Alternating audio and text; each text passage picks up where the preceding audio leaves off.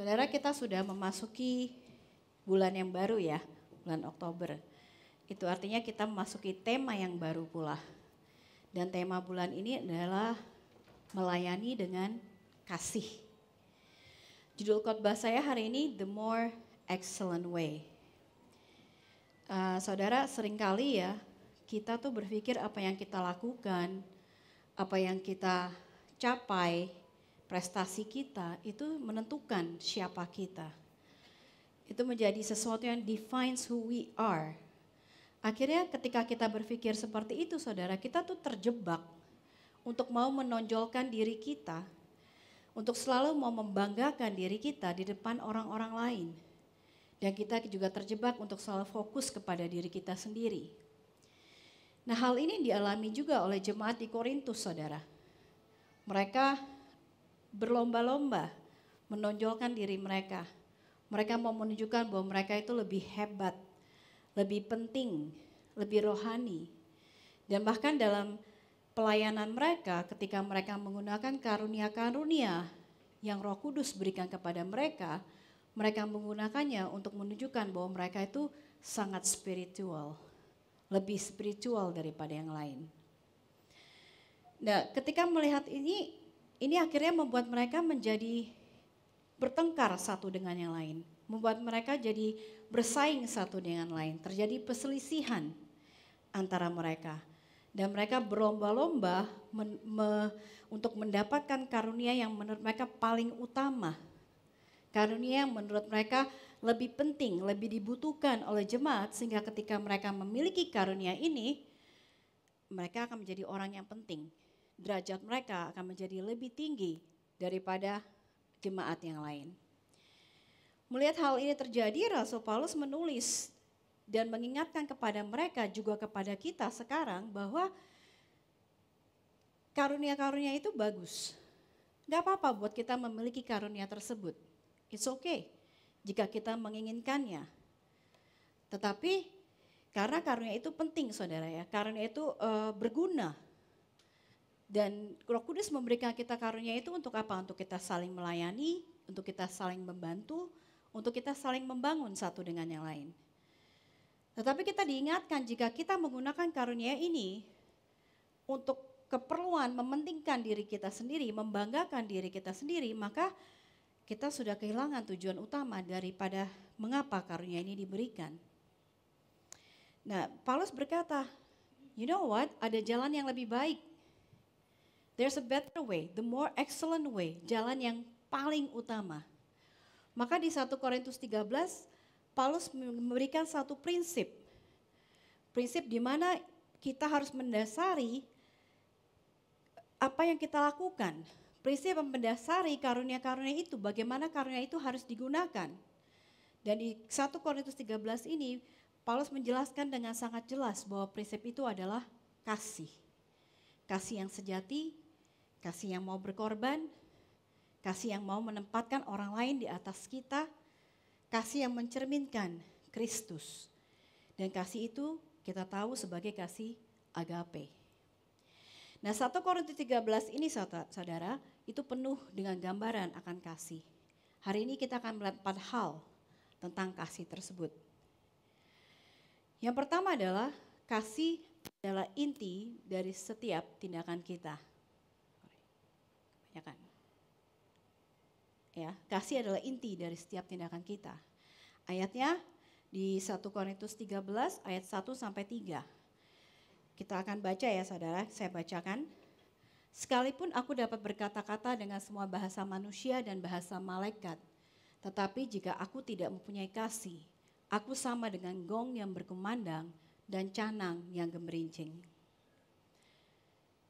Sekalipun aku mempunyai karunia untuk bernubuat, dan aku mengetahui segala rahasia dan memiliki seluruh pengetahuan, dan sekalipun aku memiliki iman yang sempurna untuk memindahkan gunung, tetapi jika aku tidak punya kasih, aku sama sekali tidak berguna. Dan sekalipun aku membagi-bagikan segala sesuatu yang ada padaku, bahkan menyerahkan tubuhku untuk dibakar, tetapi jika aku tidak mempunyai kasih, sedikit pun tidak ada faedahnya bagiku. Saudara, ayat ke-1 berkata, tanpa kasih, maka perkataan kita itu tidak ada artinya. Perkataan kita hanya menjadi noise yang berisik, yang gak memiliki arti apa-apa. Ayat kedua dikatakan bahwa tanpa kasih, semua perbuatan kita, betapapun hebatnya itu, tidak memiliki arti apa-apa dan tidak berguna sama sekali. Dan ayat ketiga berkata, tanpa didasari dengan kasih, bahkan pengorbanan kita pun, betapapun besarnya itu, tidak akan punya faedah, baik bagi orang lain maupun bagi diri kita sendiri. Saudara, di sini saya ada sebuah hadiah. Saya mau bagi ini ke yang mau. Kira-kira ada yang mau nggak? Mau ya? Tapi sebelum bikin keputusan, saya buka dulu ya isinya ya. Supaya pasti kalau kita mau isinya dan sesuai. Kosong, saudara. Kalau kosong ini ada yang mau nggak? Nggak ada ya? Kenapa? Karena nggak ada value. Nggak ada value kan? Tapi ini saya masih mau convince saudara-saudara. Saya taruh hiasan ya. Kotaknya saya hiasi biar cakep. Saya taruh satu di sini.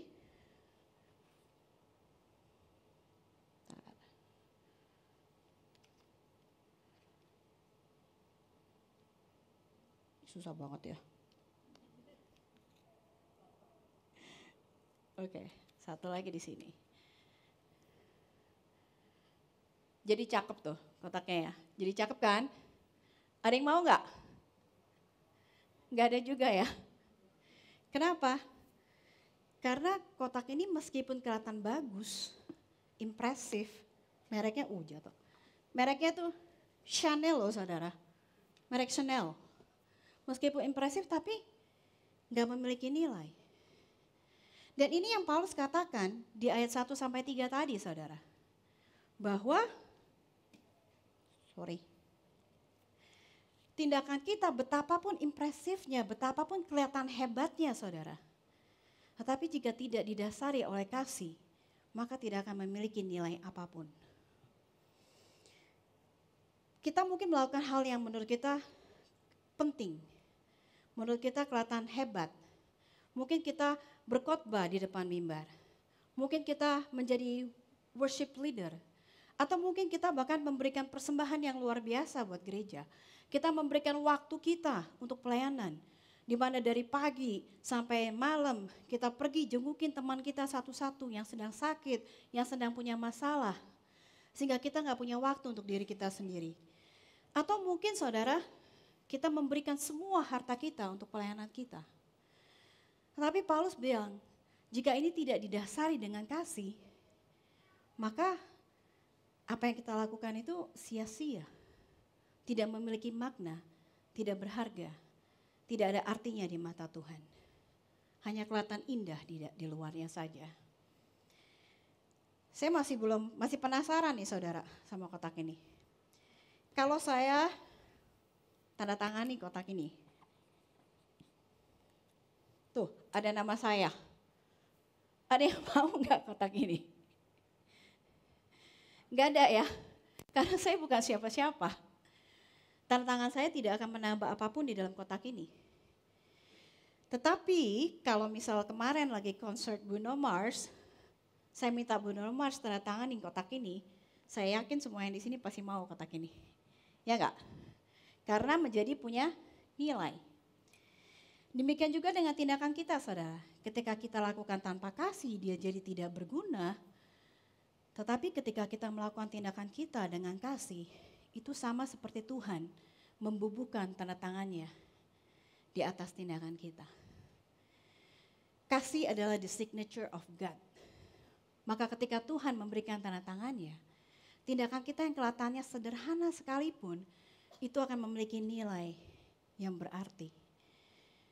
Bedanya saudara, kasih itu tidak hanya membuat tindakan kita kelihatannya berarti seperti kotak ini ketika ditandatangani oleh Bruno Mars. Tetapi kasih itu sungguh membuat tindakan kita memiliki makna, memiliki kekuatan, memiliki tujuan. Maka saudara, sesederhana apapun yang kita lakukan, sederhana kita hanya menelepon teman kita lalu tanya apa kabar hari ini. Saya cuma mau dengar suara Anda. Atau sederhana ketika kita datang ke gereja, kita samperin teman gereja kita dan kita salami dan kita tersenyum. Ketika itu dilandasi oleh kasih saudara, itu akan memiliki dampak yang luar biasa di dalam kehidupan setiap orang. Kenapa sih kasih begitu penting saudara? Karena kasih itu adalah sifat Allah. Saudara, tindakan yang dilandasi oleh kasih akan mencerminkan siapa Allah. Kita, orang-orang itu akan melihat Yesus Kristus di dalam diri kita ketika kita melakukan tindakan kita dengan kasih. Tindakan yang dilandasi oleh kasih akan menunjukkan kepada dunia bahwa Tuhan itu sungguh ada. Bahwa dia nyata, bahwa dia itu real. Dan Paulus ingin kita mengerti itu saudara. Bahwa kasih adalah the main ingredient dari segala sesuatu yang kita lakukan. Kasih harusnya menjadi motivasi utama di dalam segala tindakan kita sebagai orang percaya.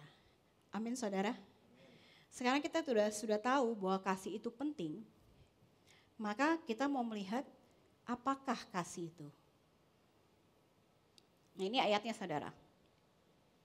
1 Korintus 13 ayat 4 sampai 7. Ayat ini pasti udah familiar semuanya. Pasti sudah tahu karena ayat ini sering dibaca di wedding, sering ditulis di invitation wedding, kita pasti udah tahu semua. Tapi supaya ini lebih meresap di dalam hati kita, supaya kita lebih ingat, kita baca lagi. Kita baca sama-sama ya kali ini ya saudara ya. Oke, 1, 2, 3. Kasih itu murah hati, ia tidak cemburu, ia tidak memegahkan diri dan tidak sombong. Ia tidak melakukan yang tidak sopan dan tidak mencari keuntungan diri sendiri, tidak pemarah dan tidak menyimpan kesalahan orang lain. Ia tidak bersuka cita karena ketidakadilan, tetapi karena kebenaran. Ia menutupi segala sesuatu, percaya segala sesuatu, mengharapkan segala sesuatu, sabar menanggung segala sesuatu. Kalau kita baca sebenarnya ayat-ayat ini cukup jelas. Pretty self-explanatory, cukup jelas.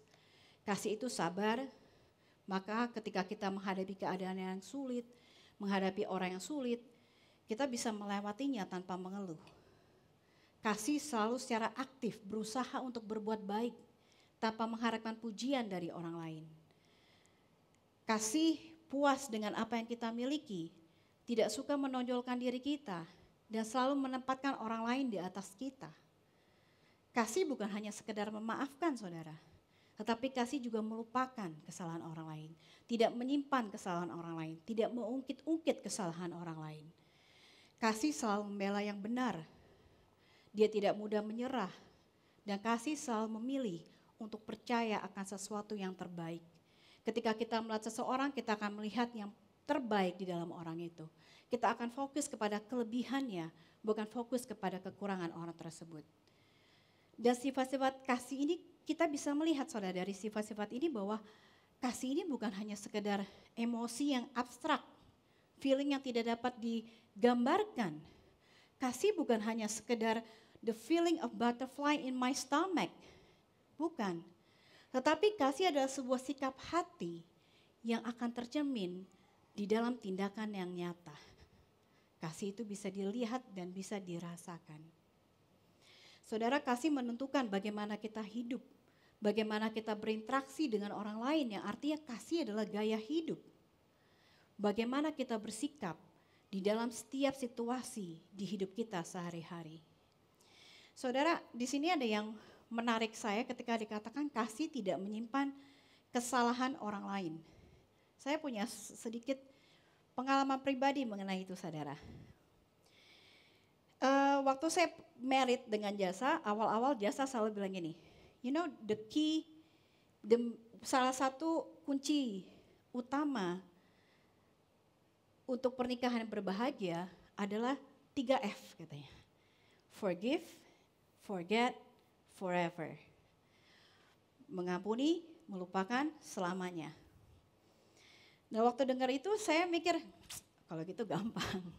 Saya orangnya gampang maafkan orang. Saya kalau orang udah bilang sorry ya udah gitu ya. Tetapi di awal-awal pernikahan kami ketika kami mulai sering berselisih, saya belajar sesuatu tentang diri saya. Saya baru tahu kalau ternyata di kepala saya ini ada aplikasi yang namanya auto record dan auto play. Jadi ketika saya bersesi lagi dengan Yasa, itu secara otomatis hal-hal yang sudah terjadi di belakang mengalir keluar dari mulut saya. Secara otomatis saya akan mengingat semua yang sudah Yasa lakukan, yang sudah dia katakan. Saya akan bilang, dulu kamu begini, dulu kamu begitu. Dulu kamu bilang begini, dulu kamu bilang begitu. Tapi lambat laun saudara, Tuhan menuntun saya dan saya sadar bahwa ketika saya melakukan itu, sebenarnya saya belum memaafkan. Ketika saya melakukan itu sama sekali tidak mencerminkan kasih Tuhan. Penting untuk dipahami saudara bahwa ketika saya tadi mengatakan melupakan, ini bukan berarti kita benar-benar menghapusnya dari ingatan kita seperti kita tidak ingat apa-apa lagi. Tetapi ketika kita berkata kita melupakan, itu artinya kita mengambil keputusan untuk tidak menyimpan kepahitan dan kemarahan di dalam hati kita. Kita mengambil keputusan untuk tidak mengungkit-ungkit lagi kesalahan orang itu. Kita memilih untuk meninggalkannya di belakang, to leave it behind us, dan tidak menengok lagi. Dan ini adalah bagian penting dari pengampunan yang sejati. Kita kembali lagi ke ayat-ayat ini saudara. Kalau kita lihat, kita bisa lihat bahwa kasih itu sifatnya relational. Artinya kasih itu ditujukan buat orang lain, bukan kepada diri sendiri. Fokus dari kasih itu adalah untuk fokus kepada orang lain, bukan kepada diri sendiri. Artinya saudara, kita memilih untuk sabar ketika ada orang yang sangat menyebalkan. Kita memilih untuk tetap berbuat baik ketika ada orang yang menyakiti kita.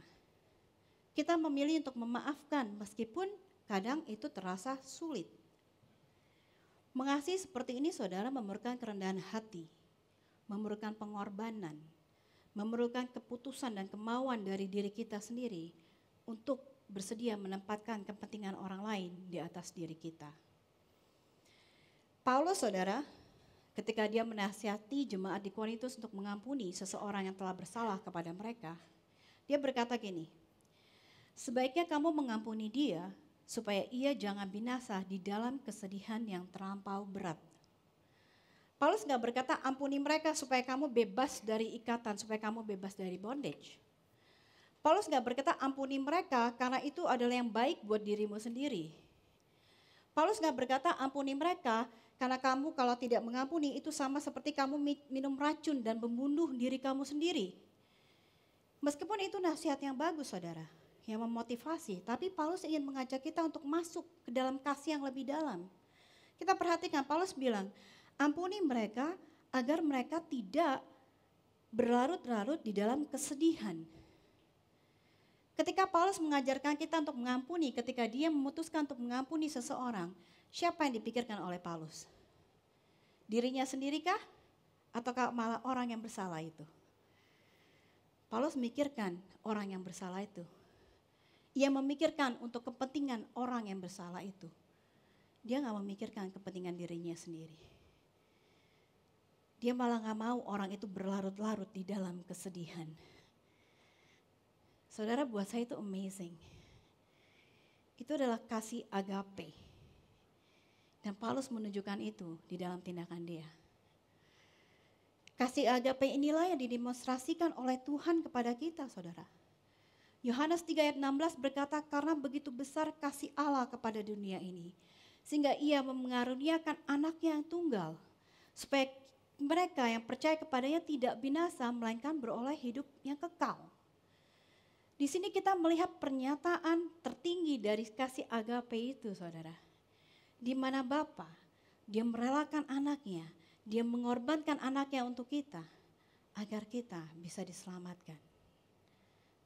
Bahkan lebih lagi di Roma 5 ayat 8 berkata, Allah menunjukkan kasih-Nya kepada kita oleh karena Kristus telah mati untuk kita ketika kita masih berdosa. Kristus dia sangat mengasihi kita secara radikal, saudara. Ketika kita tidak layak untuk dikasihi, dia malah memilih mati untuk kita. Ini adalah kasih sejati. Kasih yang tidak bersyarat. Kasih yang mau berkorban. Dan kasih inilah menjadi contoh, menjadi model bagi kita untuk mengasihi sesama kita. Sama seperti Kristus mengasihi kita tanpa syarat. Sama seperti Kristus mengasihi kita tanpa pamrih. Dan dengan sempurna kita juga dipanggil untuk mengasihi sesama kita dengan kasih yang sama. Ketika kita mengasihi seperti Kristus, saudara, kita benar-benar mencerminkan karakter Tuhan kepada dunia di sekitar kita. Dan kita akan memberkati mereka. Dan kemudian Paulus saja dengan berkata, dan kasih itu akan tetap untuk selamanya.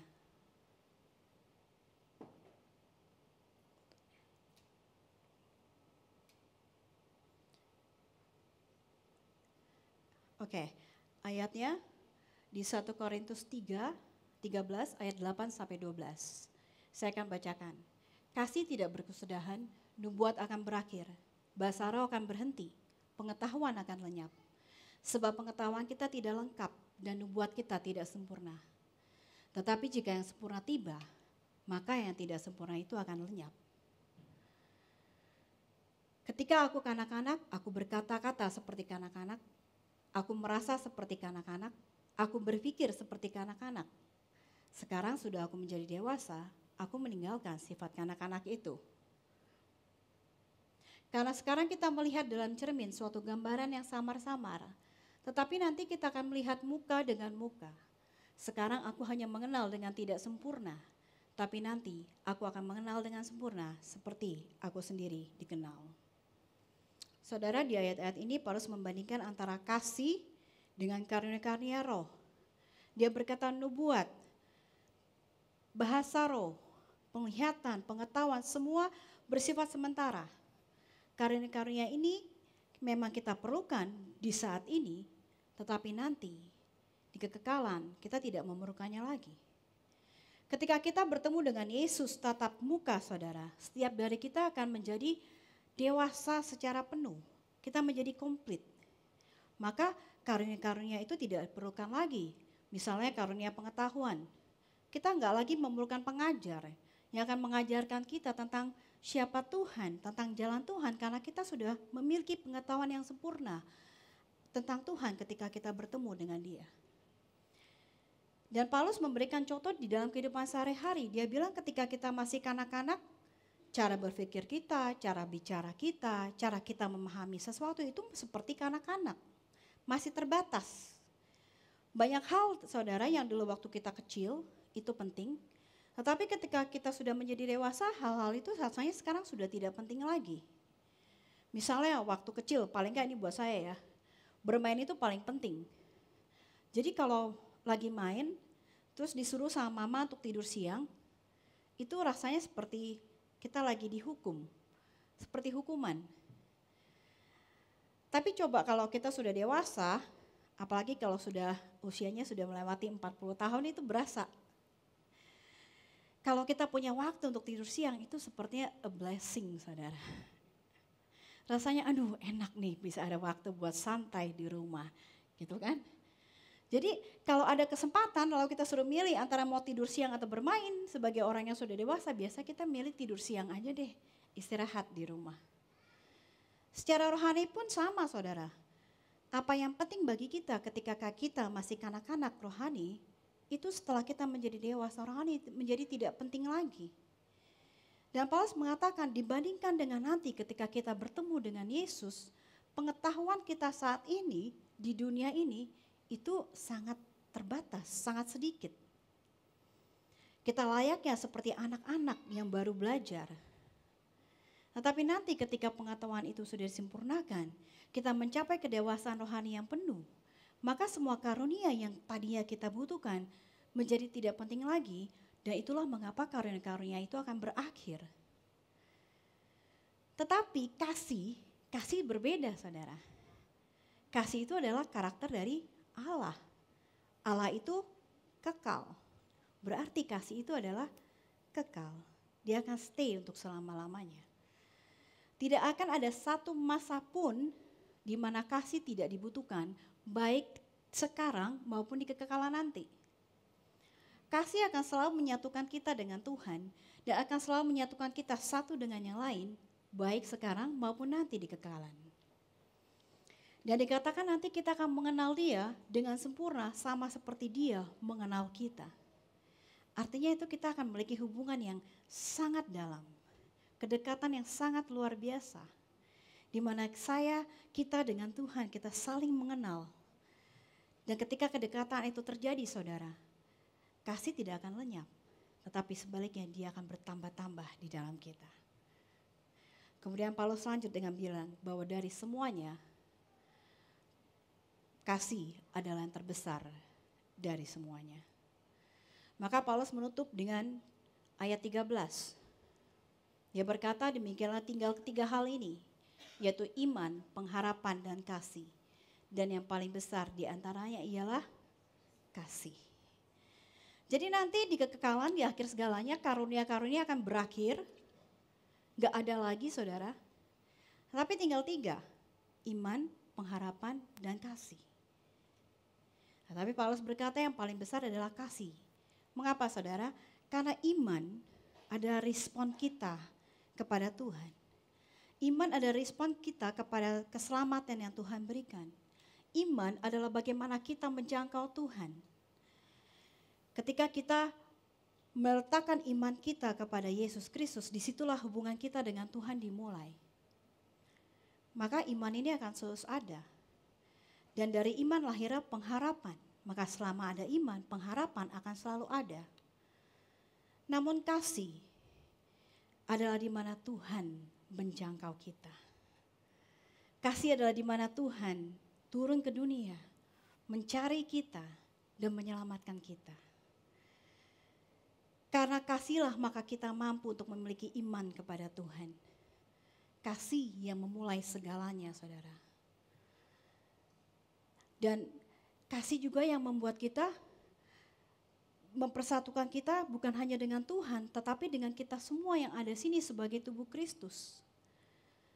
Kasih memampukan kita untuk melihat melampaui diri kita dan memampukan kita untuk mau peduli dengan kebutuhan saudara-saudara kita, mau memperhatikan mereka. Dan lebih dari itu saudara, kasih membuat kita menjadi serupa dengan Dia. Dan inilah sebabnya kasih adalah yang terbesar di atas semuanya. Saudara, dari ayat 1 sampai 13 tadi, Paulus menunjukkan kepada kita bahwa kasih bukanlah pilihan. Kasih adalah sesuatu yang penting, inti dari segala tindakan kita. Kasih adalah dasar dari iman kita kepada Dia. Dan inti dari hubungan kita dengan Tuhan dan sesama. Dan kasih adalah sesuatu yang akan bertahan untuk selamanya. Amin. Nah saudara, seringkali kita berpikir bahwa kita harus melayani sebagai bentuk ekspresi dari iman kita kepada Tuhan sebagai orang percaya. Akhirnya kita fokus kepada pelayanan kita. Lalu supaya pelayanan kita terlihat lebih baik, lebih sempurna, kemudian kita menambahkan tindakan kasih di atas pelayanan itu. Kita mulai kita tersenyum, mencoba untuk tersenyum, mencoba untuk berkata-kata, bertutur kata baik, mencoba berbuat baik, mencoba untuk sabar, meski kadang dalam hati berkata lain. Saudara, ketika kita melakukan hal itu, saya mau bilang bahwa kita sebenarnya sedang bilang bahwa kasih itu adalah hiasan di kotak ini. Kasih hanya pelengkap. Namun seperti ilustrasi di awal tadi, kita tahu buat saudara bahwa kasih itu bukanlah sekedar hiasan. Tetapi kasih adalah hadiah itu sendiri. Maka kasih adalah sesuatu yang sesungguhnya mau kita berikan kepada orang lain. Maka di sini kita harus memahami saudara bahwa kasih itu bukan sekedar tindakan. Tetapi kasih harus datang dari hati. Yang kemudian akan terpancar melalui tindakan kita. Kita seharusnya fokus bukan kepada memberikan pelayanan, Tapi kita seharusnya fokus untuk memberikan kasih itu sendiri kepada orang-orang sekitar kita. Kita dipanggil untuk memperkenalkan kasih Allah kepada dunia. Agar mereka dapat merasakan kebaikan Tuhan. Mereka bisa merasakan kasih Tuhan di dalam hidup mereka. Dan agar mereka bisa mencicipi sedikit taste of heaven di dalam hidup mereka. Tetapi saudara, kita tidak bisa memberikan kasih itu dengan kekuatan kita sendiri. Betapapun kerasnya kita mau mencoba untuk menghasilkan kasih itu dari diri kita sendiri, kita nggak akan bisa. 1 Yohanes 4 ayat 10 berkata, inilah kasih itu, bukan kita yang telah mengasihi Allah, tetapi Allah yang telah mengasihi kita. Saudara, kita nggak bisa memberi apa yang belum kita terima. Kita nggak bisa memberi apa yang tidak kita punya. Maka jika kita ingin memberikan kasih kepada sesama kita, kita harus mulainya dulu dengan menerima kasih Kristus di dalam diri kita. Maka langkah awal pertama yang harus kita lakukan adalah menerima Dia sebagai juru selamat kita. Menerima pengorbanannya di kayu salib yang telah dilakukan untuk kita.